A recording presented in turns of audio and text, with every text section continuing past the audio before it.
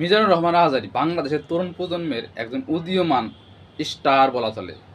তরুণ প্রজন্মের আইডল, যার কথার ভঙ্গি, কথার ধরন, বাংলা ইংলিশ মিশ্রিত কথার সুর, তার যুক্তি, অসামান্য তার প্রতিভা। আসুন, তিনি বিশ্বাস নিয়ে, অন্যের প্রতি বিশ্বাস থাকলে কতটুক যে মানুষ স্বস্তি বোধ করে, মানুষ নিশ্চিন্তে থাকে, সেই বিশ্বাস নিয়ে অনেক গুরুত্বপূর্ণ কথা বলেছেন তিনি। আসুন শুনি কি বলেছেন। আচ্ছা দেখেন, ঢাকা থেকে একজন লোক কক্সবাজার যাবে।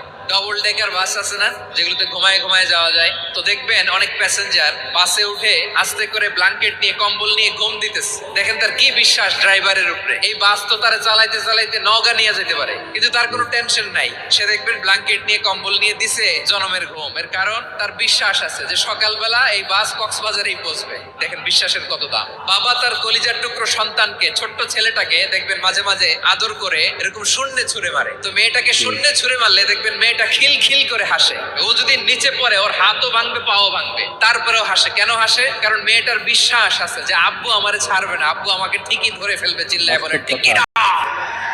বিশ্বাস এই পৃথিবীর সবচাইতে দামি সম্পদ। এজন্য একজন বিশ্বাসী জমিনের মধ্যে বেঁচে থাকলে এই জমিনের উপর আল্লাহ প্রলয়ঙ্কারী কিয়ামত দিবে না।